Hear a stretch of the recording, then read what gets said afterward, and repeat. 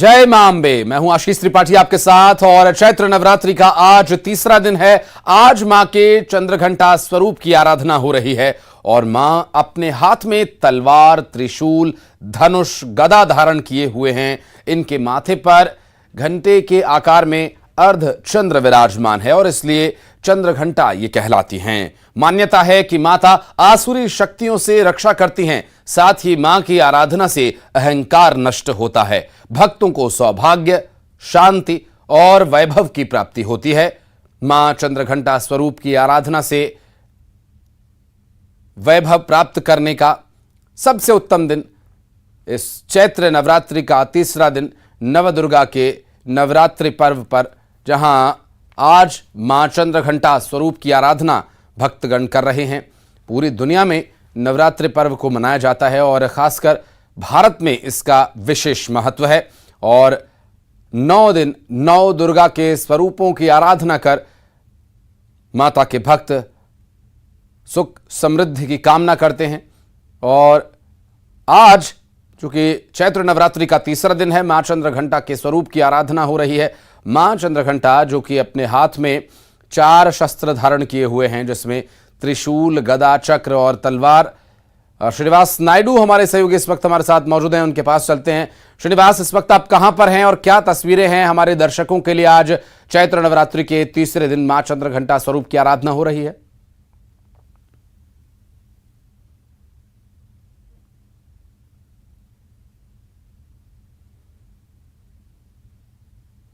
श्रीनिवास, आपको आवाज मिल पा रही है? जाना चाहेंगे, भक्तगण श्रद्धालु मंदिर में पहुंच रहे हैं, आप इस वक्त कहां पर हैं और क्या हैं तस्वीरें हमारे दर्शकों के लिए? आज चैत्र नवरात्रि का तीसरा दिन है, आज मां चंद्रघंटा के स्वरूप की आराधना का दिन है। भक्त किस तरह से उत्साहित हैं और क्या कुछ है जानकारी? और लगता है अभी आवाज नहीं मिल पा रही है हमारे सहयोगी श्रीनिवास नायडू को, जो जगदलपुर में इस वक्त मौजूद हैं। फिर से प्रयास करेंगे उनसे बात करने का आगे। फिलहाल आपको बता दें, जगदलपुर से एक बड़ी खबर। जगदलपुर में घर में घुसा तेज रफ्तार बेकाबू ट्रक। दरअसल हादसे में 2 लोग इसमें गंभीर रूप से घायल हो गए। घर के पास खड़ी 2 गाड़ियां भी क्षतिग्रस्त हो गईं। आपको बता दें कि ये लौह अयस्क लेकर ट्रक आ रहा था और हादसे के बाद सड़क पर कच्चा लोहा बिखर गया और कोतवाली थाना क्षेत्र का यह पूरा मामला। दरअसल यहां जगदलपुर से जो जानकारी मिल रही है, एक हादसे की ट्रक अनियंत्रित होकर घर में जा घुसा। ये देखिए तस्वीरें, किस तरह से ट्रक यहां पर घर में जा घुसा है टकराकर। और यहां जानकारी और आप तक पहुंचाएंगे। इस हादसे में किसी को चोट तो नहीं आई, ये भी जानना अहम रहेगा। दरअसल तेज रफ्तार ट्रक इस घर में जाकर घुस गया और काफी देर तक यातायात भी यहां प्रभावित रहा। घर के आसपास जो लोग मौजूद थे, किसी तरह से उन्होंने अपनी जान बचाई। दरअसल यहां इसमें कच्चा लोहा यानी लौह अयस्क भरा हुआ था और कोतवाली थाना क्षेत्र का ये पूरा मामला। सबसे पहले न्यूज 18 मध्य प्रदेश छत्तीसगढ़ के माध्यम से हम आपको ये तस्वीरें दिखा रहे हैं।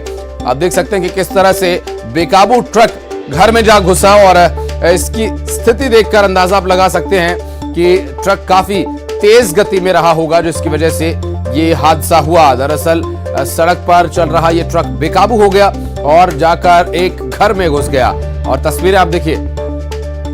साथ ही ये भी जानना अहम रहेगा कि कोई चोटिल तो नहीं हुआ इस हादसे में, चूंकि ये अच्छा खासा बड़ा ट्रक है और इस ट्रक के घर से टकराने पर आप देखिए वहां क्या स्थिति पैदा हुई है। इसमें कच्चा लोहा यानी लौह अयस्क भरा हुआ था।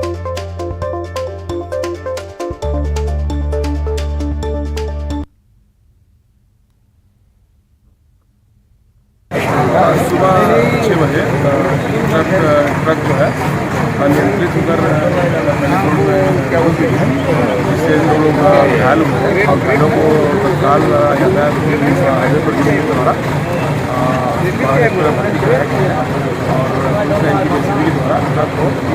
और और बलौदाबाजार से बड़ी खबर आपको बता दें, शहर में नशेड़ियों के हौसले बुलंद हैं। धारदार हथियार से सरकारी कर्मचारियों पर हमला कर दिया। सर्व शिक्षा अभियान कार्यालय में कर्मचारी पर हमला किया गया। सरकारी दफ्तर में शराबी पैसे की मांग कर रहा था, धारदार हथियार लेकर घुस गया और साथ ही दफ्तर में मौजूद अधिकारियों पर उसने हथियार तान दिया और पैसों की मांग करने लगा। आपको बता दें कि शराबी आरोपी अभी तक पुलिस की गिरफ्त से बाहर है, जबकि तस्वीर में, वीडियो में आप देख सकते हैं कि वहां हाथापाई हो रही है। और उसे पकड़ा हुआ है कुछ लोगों ने। दरअसल ये शिक्षा विभाग का दफ्तर है और साथ ही सर्व शिक्षा अभियान कार्यालय में ये कर्मचारी जो वहां पर बैठे हुए थे उन पर हमला करने पहुंच गया।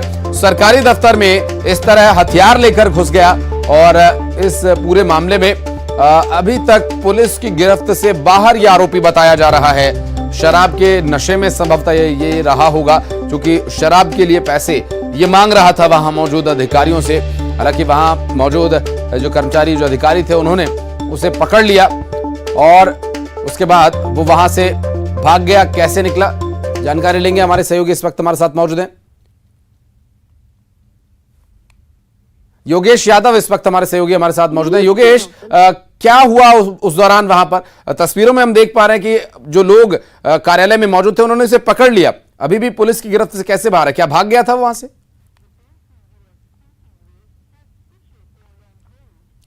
योगेश, आप मुझे सुन पा रहे हैं? जानना चाहेंगे क्या कुछ रहा ये घटनाक्रम? योगेश, आपको आवाज मिल पा रही है? संपर्क नहीं हो पा रहा है किसी वजह से। बहरहाल धारदार हथियार से सरकारी कर्मचारी में हमला करने का यह मामला, सर्व शिक्षा अभियान कार्यालय में सरकारी कर्मचारियों पर हमला करने की कोशिश की गई।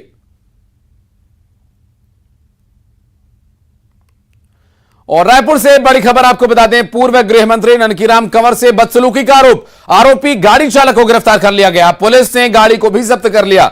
ओवरटेक करने पर यह पूरा विवाद शुरू हुआ। आपको बता दें कि खमारीडीह पुलिस ने कार्रवाई की है और कार्रवाई करते हुए आरोपी ड्राइवर को गिरफ्तार कर लिया गया है। ओवरटेक करने के चलते यह पूरा विवाद शुरू हुआ। पूर्व गृह मंत्री ननकीराम जो कि सड़क से जा रहे थे और वहां दूसरी गाड़ी ने उन्हें ओवरटेक करने की कोशिश की और यह सब पूरा विवाद उस दौरान शुरू हुआ। हालांकि पुलिस ने आरोपी को हिरासत में ले लिया है। पूर्व गृह मंत्री ननकीराम कंवर से बदसलूकी का मामला, आरोपी गाड़ी चालक को गिरफ्तार कर लिया गया है और ये पुलिस ने कार्रवाई करते हुए गाड़ी को भी जब्त कर लिया है।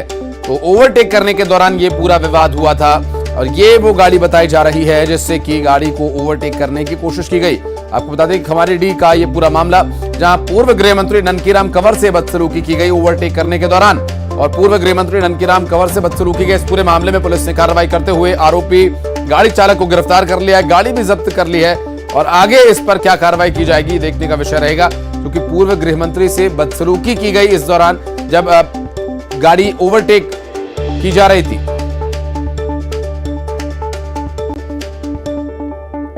और रायगढ़ में नौकरी लगवाने के नाम पर युवती से 2 लाख रुपए से ज्यादा की ठगी करने वाले आरोपी को पुलिस ने गिरफ्तार कर लिया है।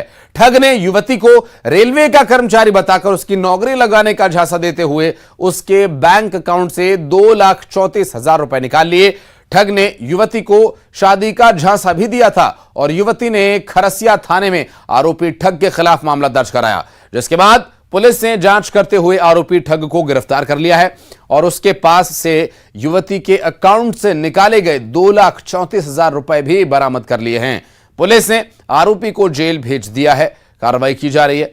और आपको बता दें कि नौकरी दिलाने के नाम पर शादी का झांसा देकर ठगी की इस वारदात को अंजाम दिया गया।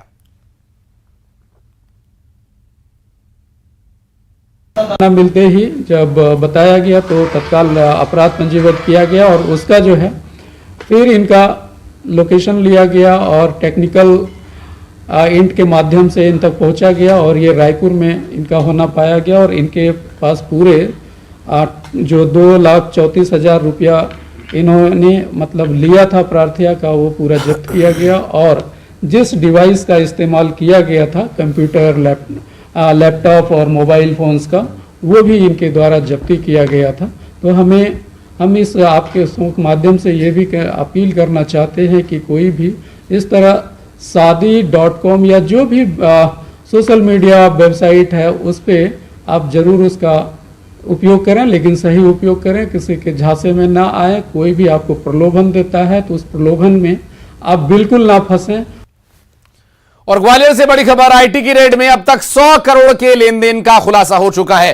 कारोबारी पारस जैन के ठिकानों पर 4 दिन तक कार्रवाई चली और गूगल ड्राइव में बड़ा सुराग मिला है, हवाला कारोबार का राज खुला है। दरअसल गूगल ड्राइव में 100 करोड़ के लेन देन की जानकारी मिली है।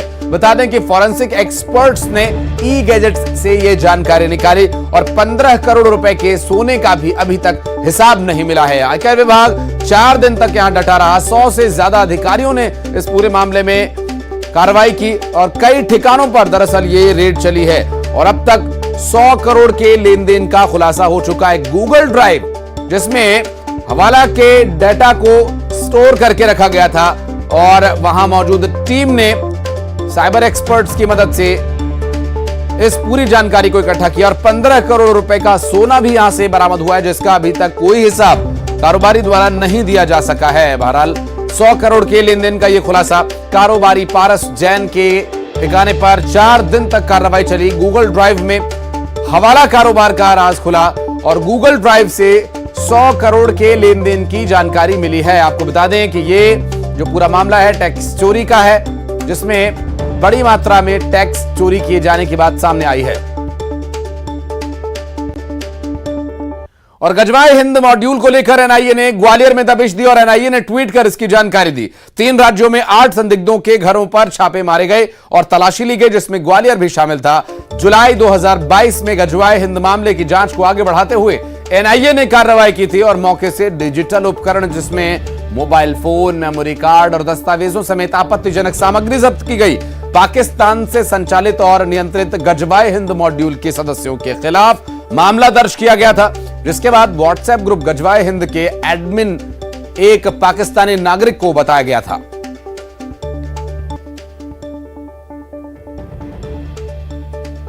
और अब तक 3 राज्यों में 8 संदिग्धों पर कार्रवाई की जा चुकी है और ग्वालियर में संदिग्ध से पूछताछ की गई। गजवाए हिंद मॉड्यूल को लेकर इसके कनेक्शन कहां से हैं और एनआईए लगातार इस पूरे मामले में सक्रिय है। गजवाए हिंद मॉड्यूल पर शिकंजा कसने के लिए दरअसल 3 राज्यों में 8 संदिग्धों के घरों पर छापे मारे गए हैं अब तक।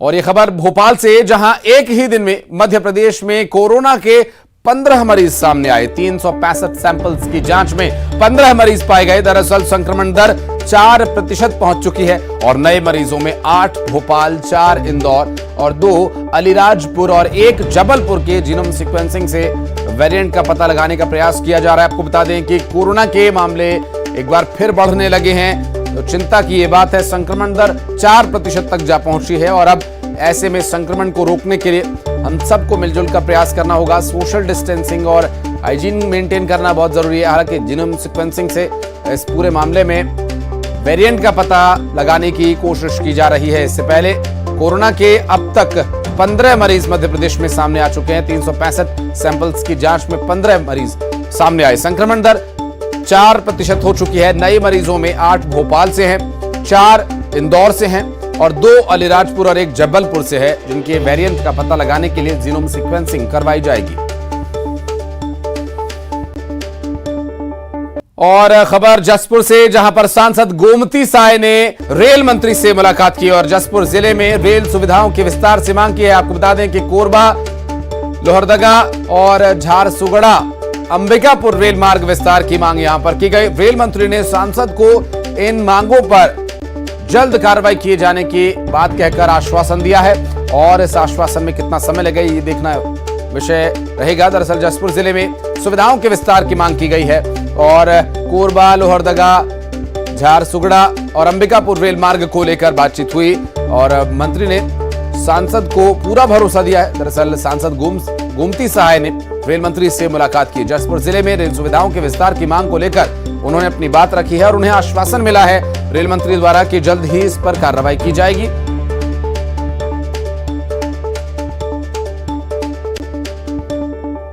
और अगली खबर भिलाई से, जहां भिलाई नगर निगम के जोन अध्यक्ष का इस्तीफा, जोन 4 के अध्यक्ष भूपेंद्र यादव का इस्तीफा हुआ और भूपेंद्र यादव ने कांग्रेस जिला अध्यक्ष को अपना इस्तीफा सौंप दिया है। भूपेंद्र यादव ने इस्तीफे को निजी कारण बताया है, जबकि इस्तीफे के बाद राजनीतिक हलचल अब तेज हो गई है। कई तरह के कयास लगाए जा रहे हैं। चुनावी साल है, ऐसे में इस्तीफा देना या किसी दूसरी पार्टी में जाना यह स्वाभाविक है, आम बात है। हालांकि भूपेंद्र यादव ने इस इस्तीफे के पीछे निजी कारण होना बताया है और इस विषय को लेकर जब उनसे सवाल किया गया तो उन्होंने कहा कि ये निजी कारण है। भिलाई निगम जोन के अध्यक्ष का इस्तीफा, ऐसे समय में भिलाई निगम जोन के अध्यक्ष ने इस्तीफा देते हुए कहा कि उनका निजी कारण है इस्तीफा देने का। जोन 4 के अध्यक्ष भूपेंद्र यादव ने कांग्रेस जिला अध्यक्ष को अपना इस्तीफा सौंपा है। भूपेंद्र यादव के इस्तीफे को लेकर निजी कारण वो जानकारी दे रहे हैं कि निजी कारणों के चलते इस्तीफा दिया, जबकि इस्तीफे के बाद अब राजनीतिक हलचल तेज हो गई है। भिलाई निगम जोन के अध्यक्ष ने इस्तीफा सौंपा जिला अध्यक्ष कांग्रेस को।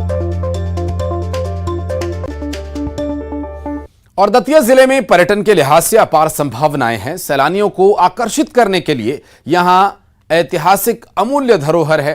बस जरूरत है तो सिर्फ इन्हें वैश्विक स्तर पर पहचान दिलाने की, उभारने की। साथ ही थोड़ी सी मेंटेनेंस और सौंदर्यीकरण पर जोर दिया गया तो ये निखर जाएगा।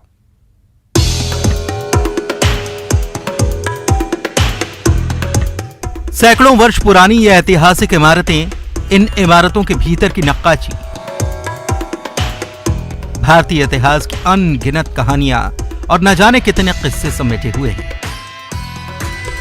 इन दीवारों पर अंकित बेहद खूबसूरत चित्रकला अपने दौर की कहानियां बयां कर रही हैं।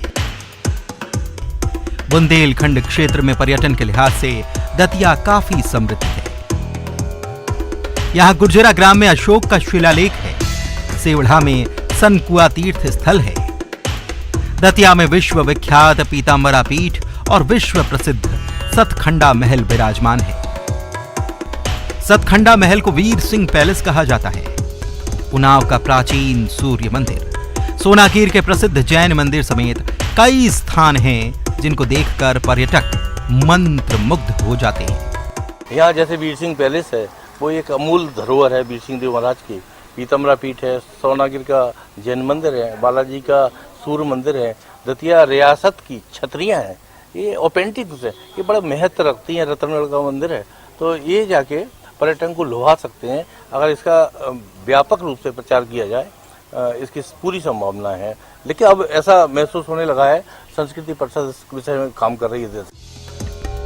ऐसा नहीं कि यहाँ सैलानी नहीं आते, लेकिन समृद्ध प्राचीन भारत की धरोहर, इन इमारतों और इससे जुड़े ऐतिहासिक तथ्यों को वैश्विक स्तर पर कुछ और उभारने की जरूरत है।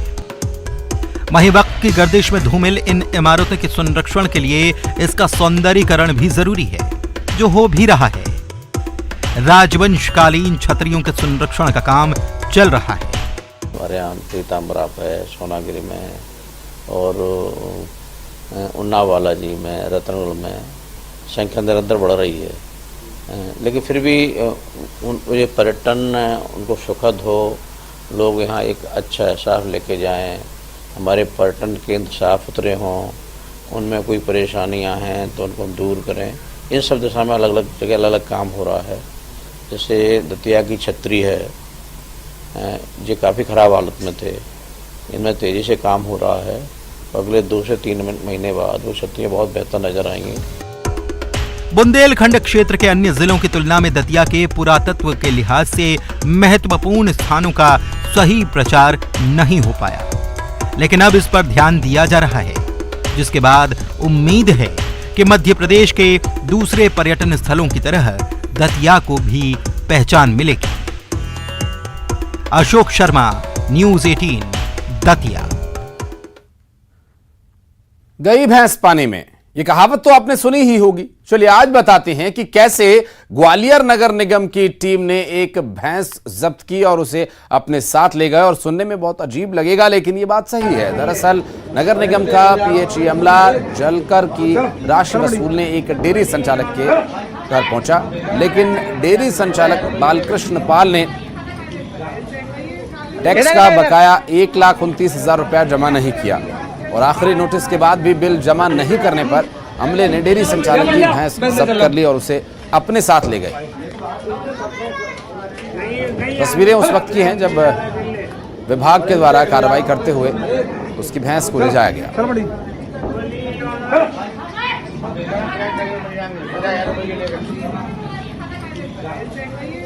इधर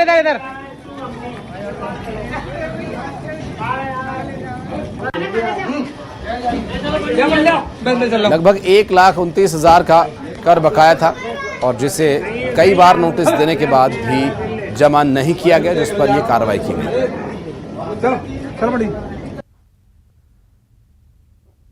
और उमरिया जिले में गर्मी में ठंड का एहसास कराने का एक खूबसूरत वीडियो बांधवगढ़ टाइगर रिजर्व से सामने आया, जहां पर छोटा भीम नाम से एक मशहूर बाघ एक नाले में अपनी प्यास बुझाता पानी में बैठकर गर्मी से बचने की कोशिश करता नजर आ रहा है। और ये खूबसूरत नज़ारा पार्क के खेतौली जोन का बताया जा रहा है, जहां टाइगर रिजर्व सफारी पर गए सैलानियों ने छोटा भीम को पानी में बैठकर आराम फरमाते हुए देखा। सैलानियों ने इस नज़ारे का आनंद लिया और इस खूबसूरत पल को अपने कैमरों में, मोबाइल फ़ोन के कैमरों में कैद भी किया और इसके बाद सोशल मीडिया पर यह वीडियो काफ़ी देखा जा रहा है।